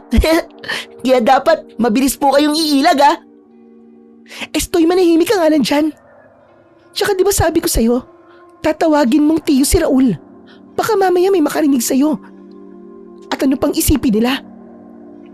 Pasensya na po, Nay. Nakalimutan ko po kasi. Hala, sige na. Simulan mo na ang paggapas sa mga palay at ikaw naman, Raul. Simulan mo na rin ang pag-aani sa mga palay. Teka, bakit kailangan ko pa magsanay? Biyasa na ako sa lahat ng bagay, lalo na sa paggamit ng itak at pana. Aba, kung di mo na itatanong, mangangaso ko ng mga hayop sa gubat. Talaga? Sige nga, subukan natin. Ipakita mo nga sa akin kung ano ang kakayahan mo. O heto, tig-isa tayo ng patpat. Ito muna magsisilbi nating armas. Napangisi ako nang iabot sa akin ni Amara ang patpat at agad siyang pumosisyon para umatake sa akin. Kahit hindi pa naman ako pumapayag sa hamon niya. Sige, pero walang sisiyan ha. Naku, lagot na. Nagkahamunan pa. Teka, makapanood nga. Baka si Tio Raul na ang katapat ni nanay. Yun ang narinig kong sinabi ng bata habang natatawa itong nakaupo sa pilapil at tila mataas ang kumpiyansa nito na matatalo ko ng kanyang ina. Siyempre, hindi ako magpapatalo. Babae lang ang kalaban ko. Ilang pitik ko lang ng patpat sa katawan niya. Tsak, na matatalo ko kagad siya. Tio Raul, mag-iingat po kayo kay nanay. Si tatay nga po, hindi umubra sa kanya eh. Sus, manood ka lang, Estoy. At pababagsakin ko ang nanay mo sa harapan mo. Ako ang unang umatake kay Amara. Ngunit nakaiwas siya at pinitik niya ang kamay ko gamit ang kanyang patpat. Kaya naman, natigilan ako habang naririnig ko ang boses ni Estoy. Lagot! May isang tama ka na po, Tio Raul. Hindi naman po sa sinisira ko po ang diskarte nyo ha. Si nanay po kasi, kilala noon na si 1, 2, 3. 3 atake, bagsak na po agad ang kalaban. Pinagbibigyan ko lang siya at babae siya. Sige na, babae na kung babae. Umatake ka na kagad at patunayan mong kaya mo ko. Sa pangalawang pag-atake ko kay Amara, ay nakaiwas na naman siya sa akin at gumanti siya sa akin ng pitik ng patpat na tumama naman sa puwetan ko. Medyo masakit yun, kaya mas lalong lumakas ang tawa ni Estoy. Lagot ka po, Tio Raul. Isang atake na lang po ni nanay, babagsak ka na po. Dahil ayaw kong matalo ng isang babae, sunod-sunod ang ginawa kong pag-atake ng palo kay Amara. Ngunit talagang napakabilis niya kung umiwas. Kaya nang makahanap siya ng pagkakataon, tumama sa balikat ko ang patpat niya at hindi ko naiwasan ang pagdampot niya sa braso ko. Isinampay niya sa balikat niya ang braso ko at pagkatapos ay umikot siya. Sa bilis ng pangyayari, naramdaman ko na lang ang sakit ng likod ko nang bumagsak ako sa lupa. Kasunod ng malakas na tawa ni Estoy, agad niya akong binilangan na para bang nasa loob ako ng ring. 1, 2, 3, bagsak! Kita niyo na po, Tio. Bagsak ka po at talagang matindi ang nanay ko. O ano, Raul? Papayag ka na ba sa gusto kong mangyari? Oo na. Pambihira, nakakahiya tuloy. Mabuti na lang at walang tao rito maliban sa inyo. Kaya nga, masasabi kong hindi ka pa handa sa laban na haharapin mo. Dahil tinalo ko ni Amara, kailangan kong magsanay sa pakikipaglaban. Kahit tirik ang araw, ay hindi ako sumilong. Pinarusahan ko ang sarili ko dahil sa pagkatalo ko. Naging mayabang ako kanina at minaliit ko ang kakayahan ni Amara. Kaya naman, nahihiya talaga ako sa nangyari. Dahil nalibang ako sa ginagawa ko, hindi ko namalayan na hapon na pala. Ito na yata ang pinakamatinding trabahong naranasan ko sa buong buhay ko. Ang paghiwalayin ang bunga ng palay mula sa puno nito gamit ang pana.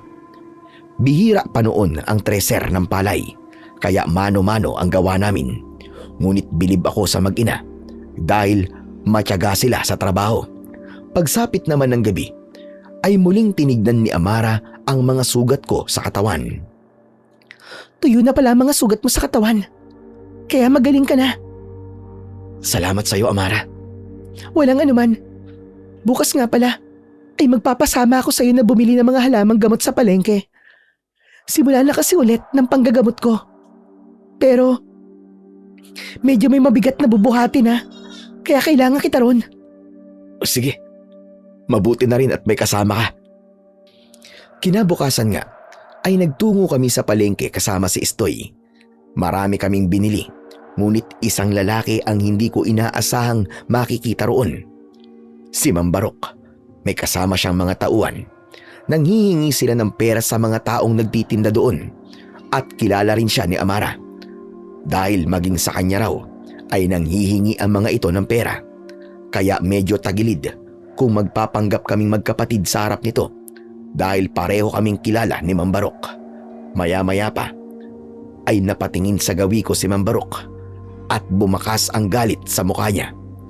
Agad siyang lumapit sa akin at humarang sa daan namin. Kaya naman, natakot si Estoy at kumapit siya sa braso ng kanyang ina. Tignan mo nga naman ang pagkakataon, oo. Buhay ka pa pala, Raul. Ang balita ko sa baryo natin patay ka na eh. Kasama ang walang yamong lolo. Dito ka lang pala nagtatago. Teka, nasaan ba lolo mo, ha? Wala akong panahon makipag-usap sa iyo. Amara, Estoy, tayo na. Sandali! Kinakausap pa kita, di ba? Sige mga bata, palibutan nyo nga sila. Medyo nasusura ako kapag bastos sa kausap ko eh. Mas maganda. Kung sasaktan niyo sila. Subukan mo lang nasaktan sila. At tatamaan ka talaga sa akin. Talaga? Hindi ba't duwag ka naman? Pinabayaan mo mamatay ang mga magulang mo. Tapos magpapanggap ka matapang sa harap ng ibang tao? Alam mo, hindi lang naman ikaw ang may atraso sa akin eh. Pati na ang babaeng yan. Sa kanilang mag-asawa ko unang nanghiram ng pera para kay Nene. Pero anong ginawa nila? Hindi nila ako pinahiram ng pera. Dahil hindi ka marunong magbayad ng utang mo. Dinaig mo pa nga may amnesia kapag sinisingil ka na eh. Kaya naman, tama lang ang ginawa namin ng asawa ko. Matapang ka pa rin kagaya ng dati, Amara. Pero alam mo, kahit biyuda ka na, maganda ka pa rin. Pwedeng-pwede ka sa akin dahil wala na akong asawa. Akmang hahawakan ni Mang Barok ang pisngi ni Amara. Pero tinabig ko ang kamay niya gamit ang hawak kong basket. Nagawa sa abaka at pagkatapos ay humarang ako sa harapan niya. Si Estoy naman, kinuha ang mga dala namin ni Amara na para bang alam na nito ang sunod na mangyayari. Nakuha na rin namin noon ang atensyon ng mga tao sa palengke. Lahat sila ay nag-aalala dahil kilala palang sanggano si Mang Barok sa lugar na yon. Mas lalo pang lumakas ang loob nitong manggulo dahil marami na siyang tauhan na labis ko namang ipinagtataka. Ang dating mahinang pangkat ngayon ay malakas na at kinikilalang hari ng palengke. Estoy anak, tumabi ka muna. Bakit? Papalag na ba kayo, ha? Kung sa bagay, ito na ang araw ng paniningil ko. Lahat kayo ng mga taong madadamot na ayaw magpautang sa akin nun ay makakatikim ng ganti ko. Nagpapautang lang kami sa tao, hindi sa aso. Agad na lumipad ang kabaon ni Mang Barok sa mukha ko. Ngunit nasalo ko ito ng palad ko. Sabay pilipit ko sa braso niya. Napatagilid ito at napangiwi ang muka dahil sa labis na sakit. Pilit niyang binabawi ang braso niya sa akin. Kaya sumugod ang mga tauhan niya. Agad naman silang sinipa ni Amara sa kanilang muka at sabay-sabay silang bumagsak sa lupa. Nagkagulo sa palengke at napuno ng sigawan ng mga tao ang lugar na yon. Natuwa sila sa ginawa naming pakikipaglaban sa pangkat ni Mang Barok. Walang hiya kayo! Magbabayad kayong dalawa! Ikaw muna ang magbabayad sa amin. Etong sayo! Isang malakas na sipa ang tumama sa sikmura ni Mang Barok, kaya bumagsak ito sa lupa. Si Amara naman, nagpasirko-sirko ito at lahat ng tamaan niya ng sipa ay agad na bumabagsak sa lupa. Palakpakan ng mga tao sa husay naming dalawa. Kaya naman, walang nagawa ang mga tauhan ni Mang Barok, kundi ang kumaripas ng takbo dahil sa takot. Hila nila ang pinuno nilang nagpupumiglas pa at gusto pa sanang lumaban sa amin. Kaya lang, malala ang tama niya sa kanyang mata na halos magsara na. Tanging ang nagawa na lang nito ay ang pagbantaan kami ni Amara. Walang hiya ka, Raul! Pabalikan kita! Kayong dalawa! Magbabayad kayo! Nang tuluyang makaalis ang mga ito, ay lumapit sa amin si Estoy. Ang mga tao naman ay nagpasalamat sa amin. Hindi raw sila makapaniwalang mahusay raw makipaglaban si Amara. Ang alam lang daw nila ay isa itong albularya o manggagamot. Si Estoy naman, tuwang-tuwa siya na ipinagmamalaki ang kanyang ina. Habang nagkakagulo kami noon, ay biglang may taong nagsisisigaw mula sa likod ng palengke. May natagpuan na naman daw na 2 batang lalaki na ang edad ay 10 taong gulang. Kaya ang tuwa sa mukha ng mga tao ay napalitan ng pag-aalala at takot. Diyos ko! Raul, halika! Tignan natin! Sige Mara, tara! Napakapit sa braso ko si Estoy nang puntahan namin ang kinaroroonan ng 2 bangkay. Nalaman ko na ilang araw na raw na may nakikitang patay sa baryo nila. Lahat daw na nabibiktima ay mga bata. Kaya naman, nag-alala si Amara para sa kaligtasan ni Estoy, lalo pa at kita namin ang itsura ng katawan ng mga bata. Di, Raul, butas po ang dibdib nila. Tapos nawawala po ang puso nila. Wakwak din po ang kanilang tiyan at nawawala po ang laman loob. Ugima lang ang gagawa nito sa kanila, Estoy. Kailangan ko na magsimula sa pagtugi sa kanila. Total, tapos na ako sa pagsasanay. Oo, Raul. Simulan mo na. Bago pa mapahamak ang anak ko. Pagsapit nga ng gabi, ay agad kong inihanda ang palaso, pana at itak para tugisin ang mga aswang na ugima. Habang si Estoy naman ay lihim palang sumunod sa akin dala ang kanyang plauta. Kaya hinanap siya ni Amara at nakarating din sa kinaroroonan ko. Anong ginagawa niyo rito? Delikado kung narito kayo. Kasi naman tong si Estoy, Raul eh. Tinakasan ako para sumunod sa'yo. Estoy, anak, bakit mo naman to ginawa? Nag-alala tuloy ako sa'yo. Kasi po, Nay, laban ko rin po to.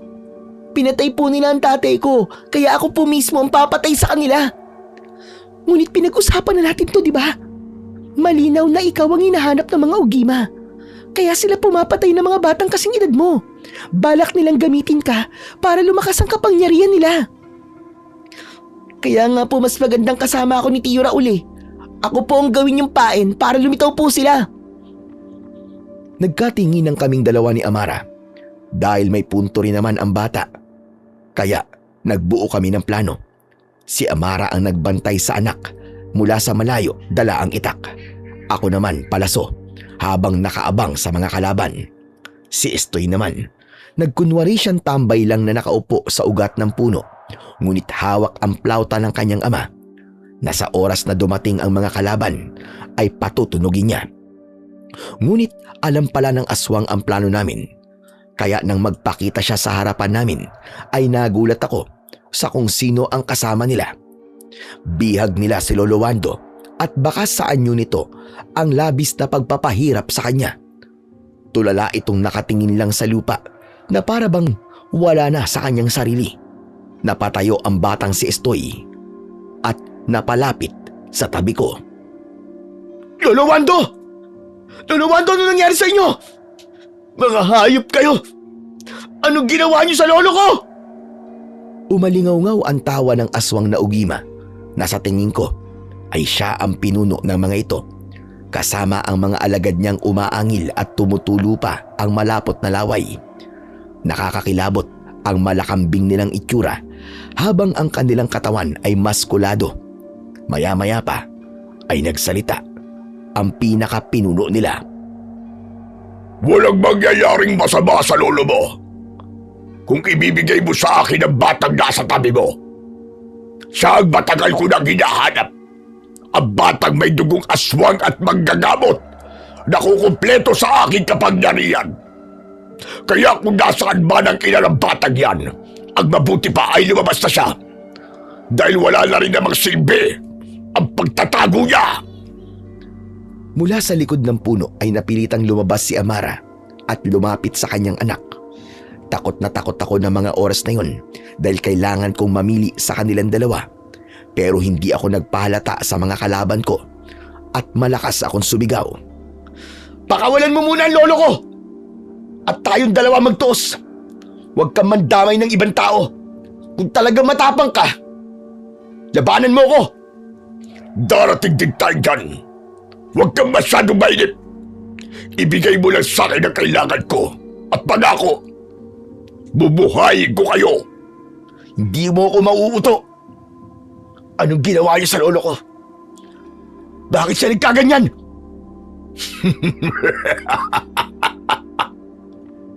Pinahirapan ko lang naman siya. Pinakain ko siya ng karne ng tao. Alam mo ba yung laman loob mismo ng mga kapatid mo? Yun ang pinalantaan ko sa kanya. Ni walang nagawa ang orasyon niya. Kaya yan, natulala at nawala siya sa kanyang katinuan. Halos mabaliw ako sa galit dahil sa mga narinig ko. Kaya hindi na ako nakapagpigil. Nagpaulan ako ng palaso sa ere at tumama ang mga yon sa dalawang aswang na may hawak sa mga braso ni Lolo Wando. Para itong lantang gulay na bumagsak sa lupa habang nakatulala. Nagkagulo at kanya-kanya silang tago sa likod ng mga puno dahil lahat ng tamaan ng palaso ko ay nagkikikisay ang katawan at nangihina. Amara! Iligtas niyo si Lolo Wando! Ilayo niyo siya rito! Ako nang bahala rito! Sige na! Sige Raul, mag-iingat ka. Oh, sige na! Umalis na kayo! Bilisan niyo! Ang mag-ina ang umalalay kay Lolo Wando para ilayo ito sa kaguluhan at ako naman ay sumugod sa mga aswang.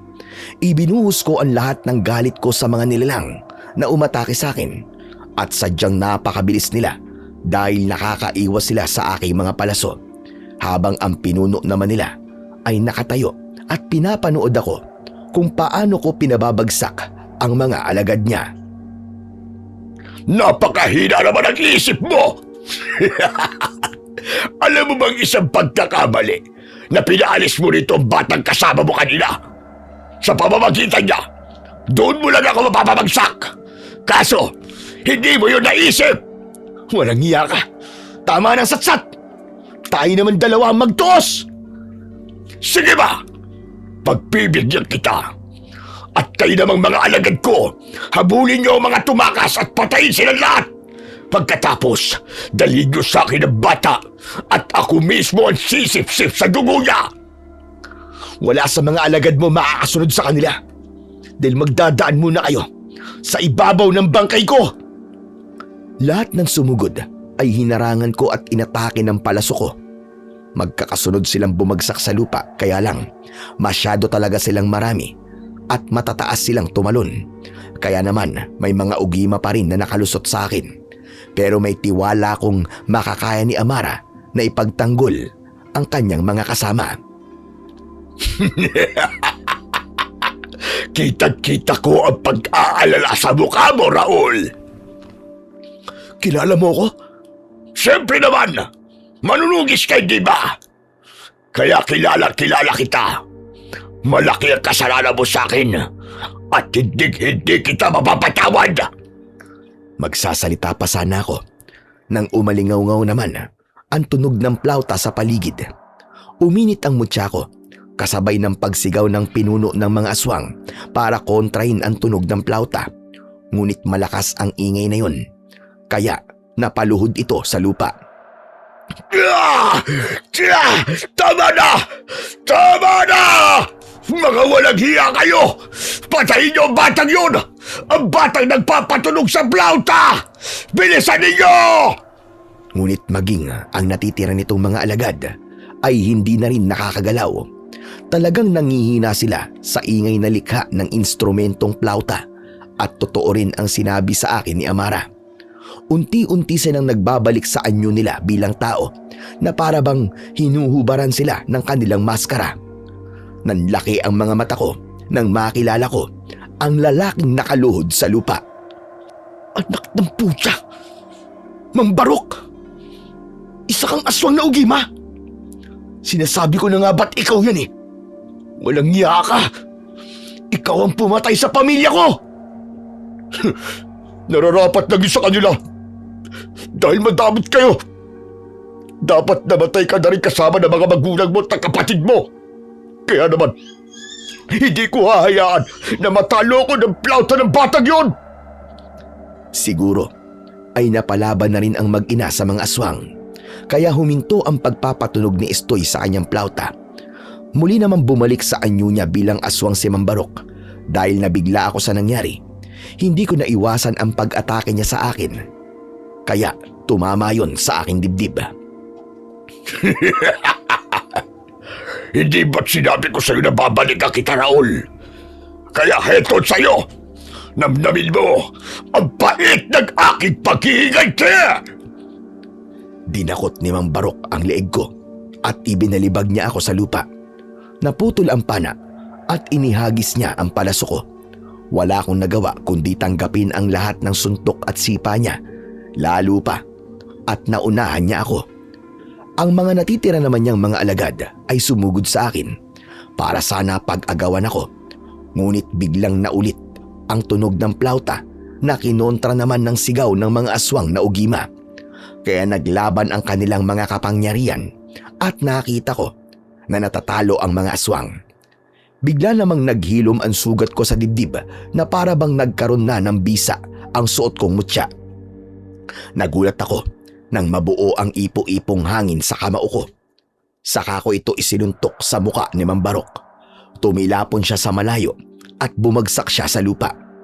Naging magaan ang pagkilos ko at lahat ng inatake ko ng sipa ay agad na natunaw ang katawan at naging kulay itim na likido. Ano nangyari sa akin? Bakit ako nagkakaganito? Dahil konektado kayo ng plauta, apo ko. Sige na, samantalain mo na ang tunog ng plauta. Patayin mo na ang mga aswang, lalong-lalo na si Barok. Nagulat ako sa biglang pagdating ni Lolo Wando at nasa matino na itong pag-iisip. Nalaman ko na ang tunog ng plauta ang nagpagaling sa matanda at ngayon nga ay nakikipaglaban na rin sa mga aswang, katulong si Amara. Samantalang si Estoy naman ay panay ang pagpapatunog niya sa plauta. Marami ang nanghina at napatay sila ni na Amara at Lolo Wando. Nilapitan ko naman ang nakahigang si Mang Barok. Nagpipilit siyang tumayo, ngunit wala na siyang lakas. Ang kalahati ng kanyang katawan ay naparalisa. Sinubukan niya akong gamitan ng kapangyarihan niya sa pamamagitan ng sigaw niya, ngunit hindi na yun umubra dahil ginamitan na siya ng orasyong pamako ni Amara. Isang malakas na pagbayo ng suntok ang ginawa ko na tumama sa kanyang muka. May kasama itong malaipo-ipong hangin, kaya halos bumaon ang ulo niya sa lupa. Inulit ko ang pagsuntok sa katawan ni Mang Barok hanggang sa tuluyan itong nalusaw at naging kulay itim na likido ang katawan. Sa wakas, wala na silang mapipinsan ng mga tao. Salamat sa iyo, Raul. Tiyo, Raul, may kailangan ko pong malaman tungkol sa totoong pagkatao namin ni Nanay. Nalaman ko po na totoo pala kitang tiyo. Ay naku, daldal mo talagang bata ka. Amara, anong ibig sabihin sa ni Estoy? Si Lolo Wando na lang ang bahalang magpaliwanag sa'yo. Basta, nakilala niya kami dahil sa plauta. Nakangiti si Amara habang akbay niya ang kanyang anak na si Estoy. Si Lolo Wando naman ay lumapit sa akin at tumigim muna. Si Amara ay apo ko sa kapatid ng iyong ama na si Lerto, na tiyo mo. Matagal na panahon na. Nagsumama ang loob niya sa akin doon. Nang malaman niyang may pangalawa akong pamilya at ang plauta na yan ay ibinigay ko sa kanya. Ako ang tunay na nagmamay-ari sa plauta. Kaya alam ko ang koneksyon nito sa suot mong mutya ng ipo-ipong hangin. Kaya po pala alam din ni Amara ang orasyong pamako. Dahil totoo ko pala siyang kadugo. Kaya hindi na po ako magtataka kung bakit kahawig ko siya. Ang plauta po ang naging tulay para magkatagpo tayong lahat. Tama ka, Raul. Ang plauta ang nagbuklod sa inyo ng pinsan mo si Amara. Hindi ako makapaniwalang sa karatig na barangay lang pala sila tumira ng aking anak na si Lerto. Sayang, at maaga pala siyang namatay. Hindi ko man lang siya nakausap. Mabuti na lang at iniwan niya sa iyo ang plauta, Amara. Opo, dahil dito, nanatiling tao ang asawa kong si Paeng. At hindi po kami makakaraos, kundi dahil sa ipinakitang tapang ni Estoy. Siyempre naman po, Nay. Nagmana po ako sa inyo eh. Ginulo ko ang buhok ni Estoy dahil sa labis na tuwa. Pagkatapos ay nilisan na namin ang lugar na yon at bumalik kami sa bahay ni na Amara at Estoy. Pagkalipas nga ng ilang taon ay naging isang mahusay na albularya si Amara. Kahit na kailan ay hindi na rin ito nag-asawa at naging biyuda sa mahabang panahon. Ang plauta naman ay nakay Estoy pa rin na siyang ginagamit kapag nararamdaman niyang unti-unti siyang nagiging aswang na ugima. Lumaki siya na may mabuting puso at may malasakit sa kanyang kapwa. Ako naman ay tumigil na sa pagtugis ng mga aswang dahil tuluyan na silang nawala sa probinsya ng Aklan at ipinagpatuloy ko na lamang ang aking pagiging mahusay na mangangaso. Hanggang dito na lamang po ang aking istorya at sana ay may natutunan po kayo na magandang aral. Pahalagahan po natin ang tiwalang ibinibigay sa atin ng mga taong nagpapautang sa atin sapagkat Kung mangangailangan ka, ay hindi ka nila tatanggihan dahil alam nilang marunong kang magbayad. Kaya lang sa mundo natin ngayon, kung sino pa ang may utang, siya pa ang galit. Huwag po sana nating panatilihin ang ganitong pag-uugali dahil baka magaya ka sa nangyari kay Mang Barok. Nagpakasama siya para magiganti sa pagkakamaling siya rin naman ang may gawa. Palagi nating tatandaan, marunong madala ang taong tumutulong sa kapwa at ang pagiging iresponsable ang magpapahamak sa iyo pagdating ng araw. Dahil ang utang, binabayaran, hindi kinakalimutan. Tandaan, hindi ang kasamaan ang sagot sa taong nadala kang pagkatiwalaan. Kailangan mong patunayan na karapat-dapat ka pa rin sa pangalawang pagkakataon. Dahil ang masamang gawain, kailanman ay hindi ikinalulugod ng Diyos. Kaya ang bawat kasalanan ay may kabayaran at ang masasama ay hindi nagwawagi laban sa puwersa ng kabutihan.